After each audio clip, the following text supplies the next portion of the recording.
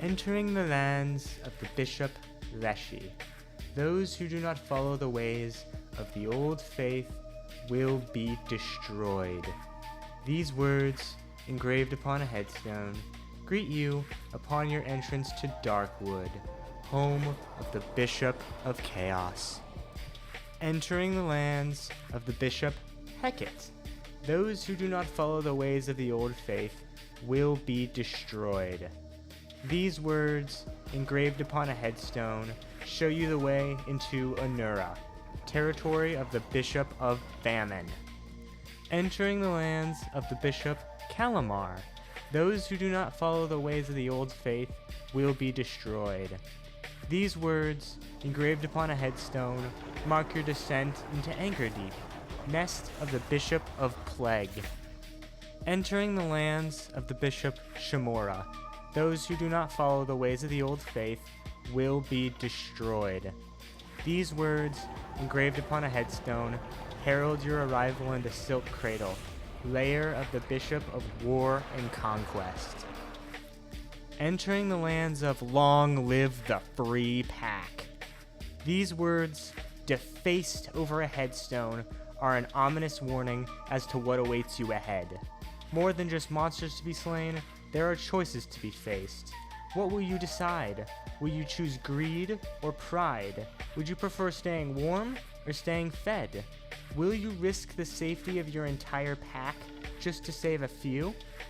These choices are all difficult ones, and no matter what your answer is, it is wrong. Whatever you pick, you have failed the test, and you have just earned the ire of the Heathen Marchosias.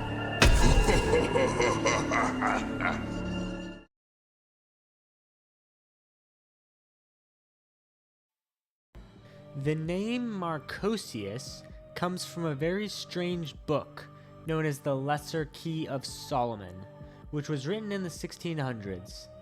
It is a collection of stories from centuries earlier. There's a part of it called the Ars Goetia, which lists 72 demons. This list includes their names, ranks, powers, and even a ritual to summon them, which doesn't work.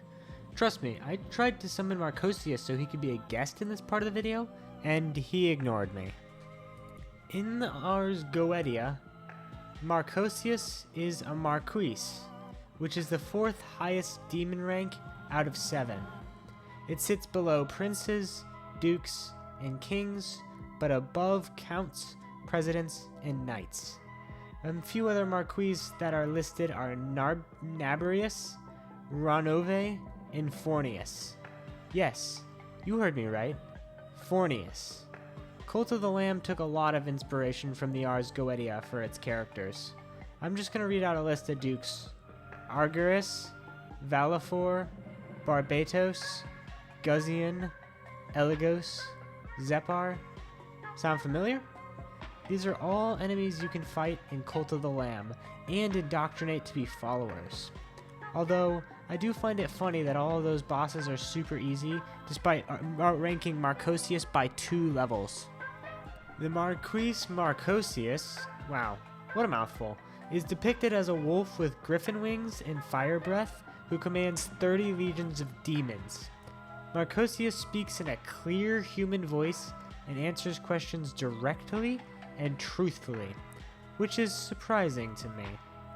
He is also very loyal to whoever summons him, will never stab you in the back, and rather than seeking to destroy and dominate the world, his objective is to redeem himself in the eyes of God and return to heaven. He is known as being both rebellious and loyal, and his duality is likely the reason he fell from grace, and the reason he seeks to return to it. Marchosias is known for his ability to discern between true loyalty, given freely, and loyalty given out of fear, selfishness, or desperation. He also has a deep loyalty to his own people, but a rebellious nature towards higher powers, making him the perfect leader of the free. He chooses his allies with care and discernment, and he will not tolerate abused loyalty. His origin as a fallen angel that wishes to redeem himself shows his understanding of power and grace, contrasted with weakness and shame, aspirations and ambitions contrasted with regret and remorse. He is an honest and loyal demon, which, compared to his cohorts who deceive and backstab, makes him truly one of a kind.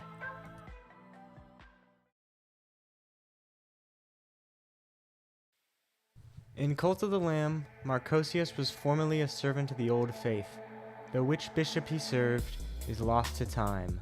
Some theories state it was Shamora, because Marchosias mentioned them in one of his research tablets.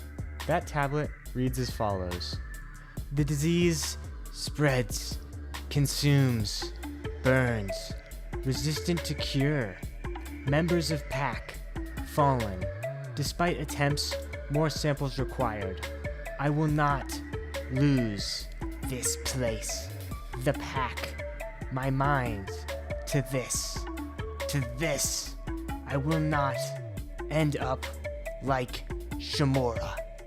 Useless, mad, broken, unworthy. I will not let it end here." This tablet lightly suggests that Marchosias served Shamora, but it isn't a confirmation. Marchosias knew that Shamora had suffered a traumatic brain injury, but to be fair, he could have gained this information in any other way. Marchosias despises the gods. He is an anti-theist, believing the worship of gods to be a blight upon the earth and a detriment to scientific progress. He hates the bishops for what they did to him and what they did to their own followers, many of whom wound up joining the Free Pack, Marchosias' army. Because of this, he decided to leave the faith. After leaving the Old Faith, Marchosias settled in Eufall, a great mountain to the north. Here, he began his research. You see, Marchosias is a wolf of science and reason. He realized that he could make his own fate, and he didn't need worshippers or gods to be powerful. Marchosias bears no crown to give him godhood, and his statues do not drop devotion when destroyed. This is because the Free Pack does not worship Marchosias. They see him as a scientist, not a priest, an alpha, not an allfather, a leader, not a god. Marchosias is a great warrior, despite being mortal. He leads through loyalty, not faith. He does not present delusions of salvation to his followers, instead calling them to live the life they want to lead, and to enjoy the phenomenon of life while it lasts. Through this, he gained the trust and devotion of many who were disillusioned by the gods of the Old Faith. For those who were unwilling to join, due to the roots of indoctrination running too deeply inside their heads, Marchosias had a solution, but we'll get back to that. Marchosias was a genius scientist on the level of Nikola Tesla, the man who harnessed lightning in a bottle. Marchosias did the same thing, capturing the thunderstorms of Eufall inside a glass globe lined with wires, which functioned as makeshift batteries. These batteries, known as charge shards, powered all the inventions of Marchosias, and it was the solution to a particularly difficult problem he had. These shards can be used as bombs as well, which the Free Pack are known for using. More than that though, they are used to power a torture device that strips away the faith of whoever it is used on, electric chair style. Marchosias wanted to liberate the followers of the bishops, so he used electroshock therapy to sort of reset their minds, letting them think past the indoctrination imposed on them. However, Marchosias knew that not everyone would be willing to sit still while their blind devotion was scoured from their heads. He needed a way to administer the shock quickly, and for that, he sought out the lambs in Woolhaven. The lambs of Woolhaven may be spirits now, but they can still interact with the world. One of these lambs is Rami, the weaponsmith. They forged many great weapons in their time, and after their death, they were able to continue their craft as a ghost, although they could only repair broken weapons, and no longer ever invent new ones. Rami exists in the game to repair broken legendary weapons to give to the player, which can be forced into crusades with a sum of wool, the DLC's currency. Before the destruction of Woolhaven and before the genocide of the Lambs, Marchosias decided to pay Rami the Charred a visit. He kidnapped them and forced them to forge a pair of gauntlets for him, which became known as the Defiler of the Divine. These gauntlets are imbued with the power of lightning, able to shock faithful cultists into free thinking with a single hit. Now, this weapon did exist before Rami worked on it, but it was very poor quality and would result in the death of the subject every single time, which was not what Marchosias wanted. In Cult of the Lamb, gods gain their strength from devotion and worship, powering their godly abilities through fervor, which can be spent like currency to unlock new abilities. The Defiler of the Divine, the gauntlets of legendary blasphemy, tear away faith, starving gods of their power. In the base game, the bishops turned on Narinder because he was becoming more popular, waxing in power while they waned. They were afraid they would starve if their disciples converted to his side. But while Narinder was stealing faith, Marchosias was destroying it. That is exactly why the Defiler of the Divine is such a dangerous weapon. It could kill gods, not by striking them directly, but by destroying their faith. When a follower worships a god, the god gets power. When a follower is martyred for a god, the god gets power from that too. The gods win either way. It is like they say, the house always wins. Marchosias was getting even with the house. He invented a new way to play the game. He invented a way for the gods to lose. Marchosias needed these gauntlets to get revenge on the gods and to free their followers, but early renditions of these weapons weren't refined enough to reverse indoctrination. They would simply kill the ones who were hit by it. This is shown in Research Tablet 1. Conditions: harsh, cold, snow, cause unknown, graves, ruins, abandoned, godless, suitable, lightning, captured, power, uncontrollable, early experiments, failure, subject survival rate, none, better death than indoctrination. I will free them. I will free them all. Death to the gods. This is why he sought out Rami. While Marchosias was a genius scientist, he was not a weaponsmith. Once these gauntlets had been forged by Rami, he let them go. This is shown in Research Tablet 2, which can be found in Rami's forge itself. Make the specified adjustments. New shards delivered. Do not deviate. Gauntlets yielding results. First subject disfigured. Mute. Remaining pups liberated intact. Success. Once prototype complete, to my specification, do not deviate.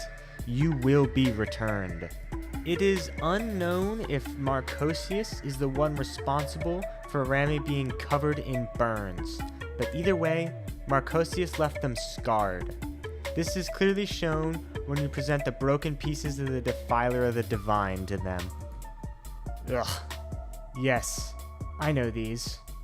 I will repair them. And then, please, take them away.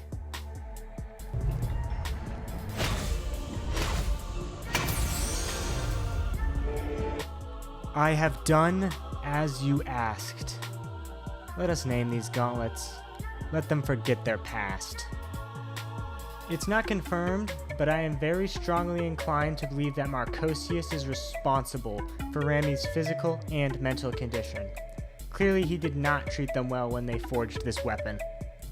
The legendary blacksmith Kudai has dialogue where he comments on every legendary weapon, including the Defiler. This is what he has to say about it. What is this? Not of my make, and yet crafted with my methods. I have had few apprentices. I recognize the delicacy of this work, the shame with which they are made. Still, the work is good.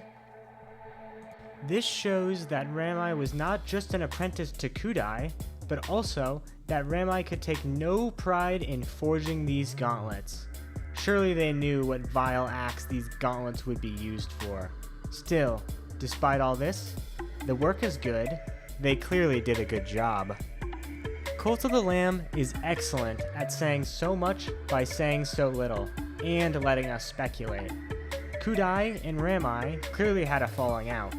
Was it because Kudai was forging weapons for the bishops, who were using those weapons to genocide the lambs? Or was it because Rami was so ashamed of their work on these weapons that they decided to refrain from speaking to Kudai ever again, out of fear of what he would say if he ever found out what they were forced to do? Either way, Rami seems keen to forget what they had done. Using these gauntlets, Marchosias amassed an army of soldiers. Some followed him of their own free will. Others, well, Marchosias seems to think they do the same, following him out of loyalty after he's scoured faith from their minds and souls.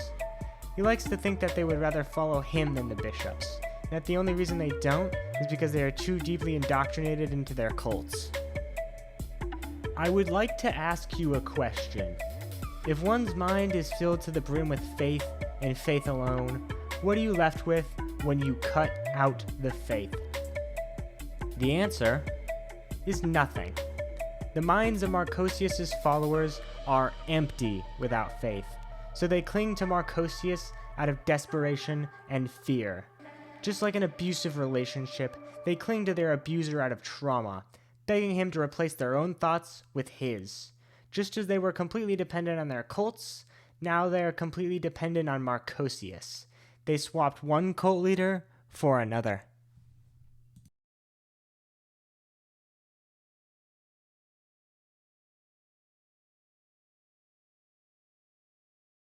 Upon entering the lands of Eufall, the player will be greeted by Gofernan, architect to the gods.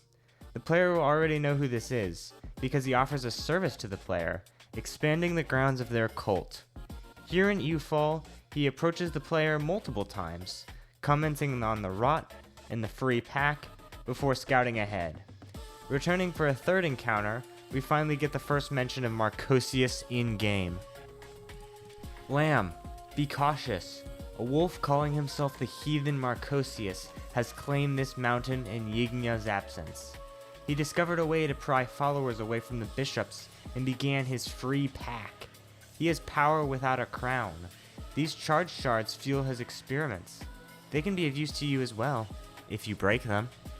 Making our way up the mountain, we finally come face to face with the Heathen Marchosias.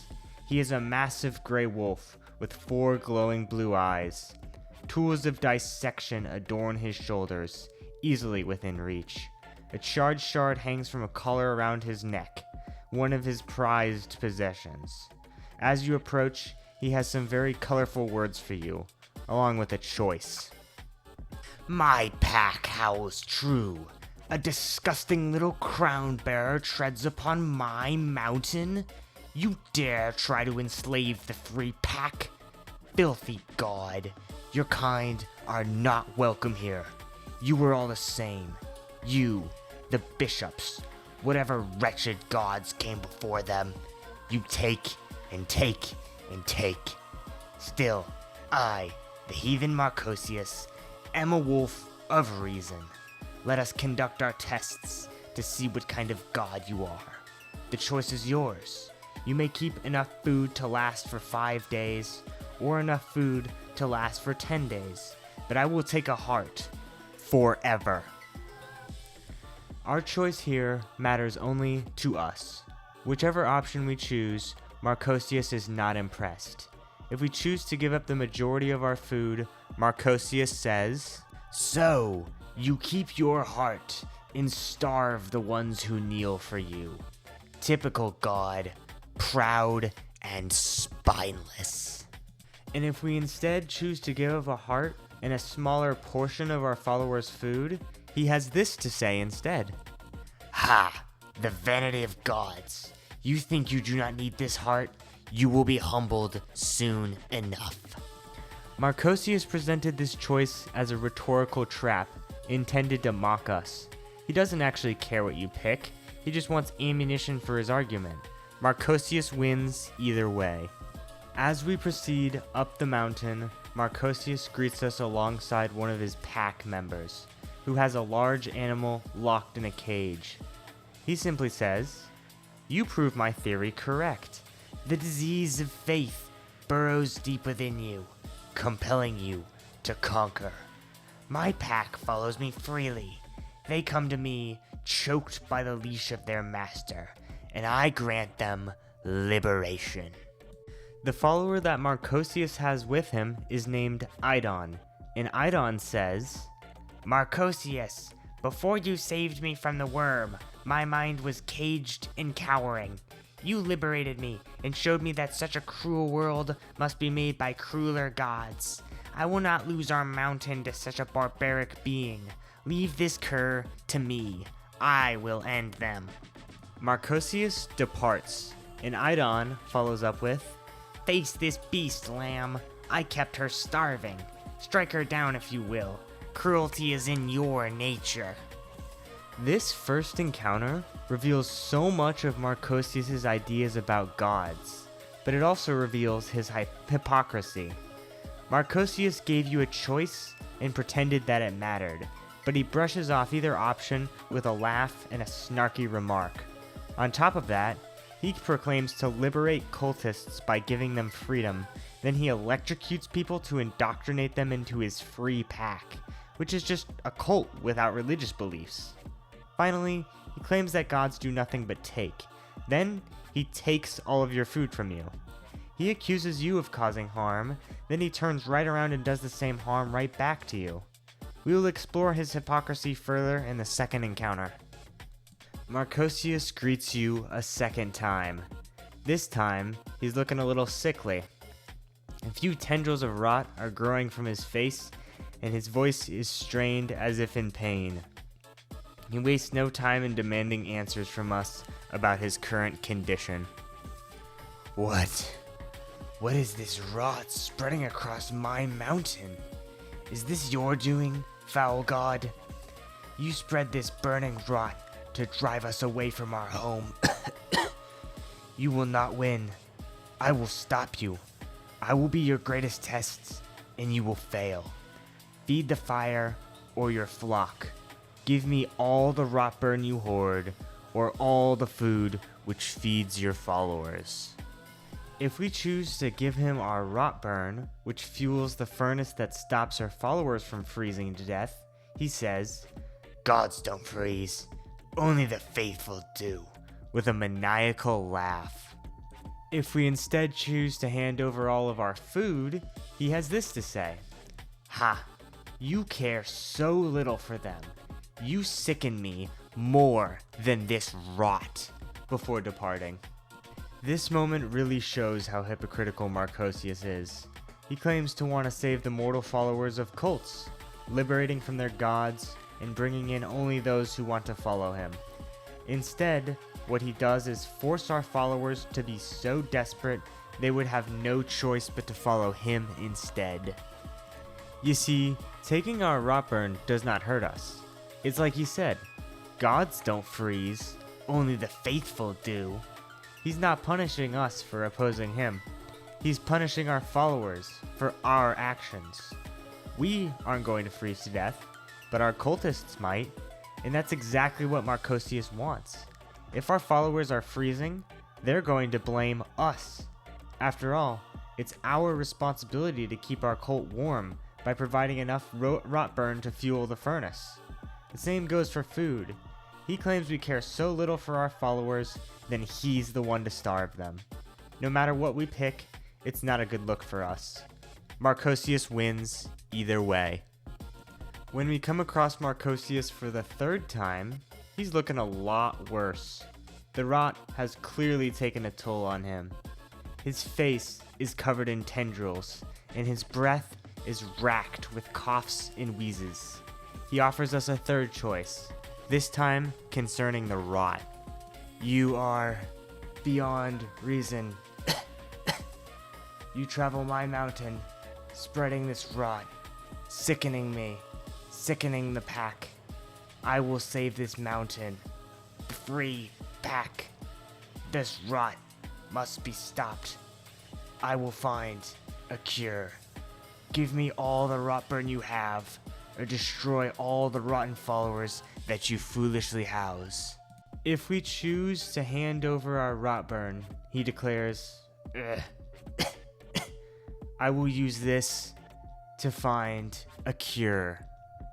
And if we instead choose to kill our rotten followers, he spits out, these monstrosities do not deserve existence. This encounter shows less about Marchosias' opinion on us and shows more about Marchosias' opinion on his pack. Marchosias wants to find a cure for the rot, claiming it is for his pack. Does he want a cure to heal his followers in the free pack? Or is he seeking a cure just for himself? I'd like to think he truly does care for his pack, seeking a cure, not just because he's sick, but because he really does love his followers. He may be hateful and hypocritical, but at least he's loyal to his pack. Of course, whether you agree with my assessment or not is ultimately up to you. No matter which of the two was Marchosias' intent, it is irrelevant to what choice we make. Losing our rotburn will be a major hit, putting all of our cultists in danger. However, killing our own rotten followers will most certainly result in their deaths. Do we risk the whole pack, or sacrifice just a few of them to guarantee the safety of the rest? Such choices are not easy to make. Marchosias wins either way.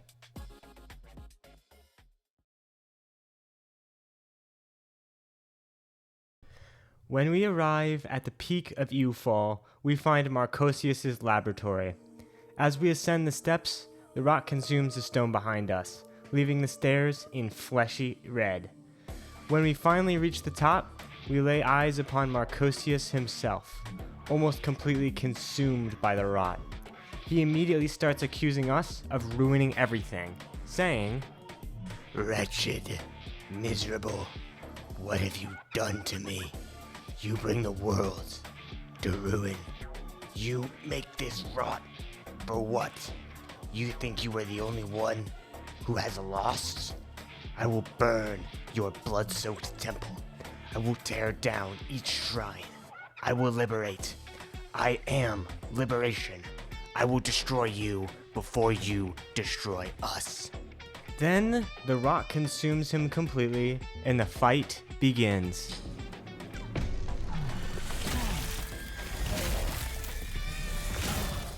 This dialogue shows us a lot more than you might think. Beneath his anger and accusations, there are hidden layers of ignorance and hypocrisy, but also care and loyalty. Allow me to explain. Marchosias starts with an accusation about the rot. We did not cause the rot, but he has accused us of being responsible time and time again. In the very next sentence, he asks us, you think you are the only one who has lost? Now, Marchosias has lost a lot, but we are the last lamb in existence. The rest were killed. We have quite literally lost everything. Everything. We know loss far better than he does, and here he comes, speaking to us like he's lost more than we have. Of course, he then says, I will destroy you before you destroy us. This might seem like a simple statement, but it really does go a lot deeper. Notice how he says, us. He doesn't say me, he says us. Marchosias is protecting his pack by attacking us. This isn't about preserving himself, it's about loyalty to his people. This is why I said I believed Marchosias wanted a cure for his people and not just himself. Back in the third encounter where he takes our rotburn or forces us to kill our rotten followers. This single word is why I believe Marchosias truly does care for his pack, even if he tore the faith from their minds by force. His intent was not to find a cure for the rot to save himself. He wanted to save his pack. Of course, when the fight concludes, we are given our fourth and final choice. Do we kill Marchosias, or do we indoctrinate him into our cult? This choice is the only choice that matters not to us, but to him. Let's start by sacrificing him, and see what he has to say about that. Good. Good. I will not bow to you. I win. And, with a laugh, his own arms reach down and rip his face in two, all the way down to his heretical heart. If he dies, he does not bow to you. He dies free. He wins. Let's try to indoctrinate him instead. But if you try, he simply says, no. If we try again, he says, I will not. If we try a third time, he lets out a furious roar. I will never be controlled again.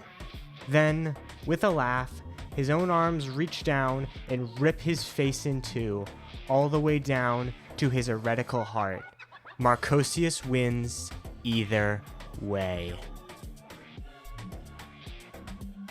The Heathen Marchosias, the mortal who defied the gods, the gambler who cheated the game, and the wolf who always wins, has finally met his end. Hey guys, thanks for watching my video. This one took quite a while to make, and I'm very proud of how it turned out. I probably spent like 10 hours just researching and writing the script, and that's after I beat Woolhaven. I had to play through it a second time to get all the footage I needed, and then I needed to record it all and edit it all together.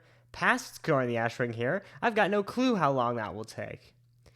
If you watched this far, you must have enjoyed it, so why don't you like and subscribe? I'd love to have you back sometime, honored guest. I'll see you next time. This is Scoring the Ashwing, signing off.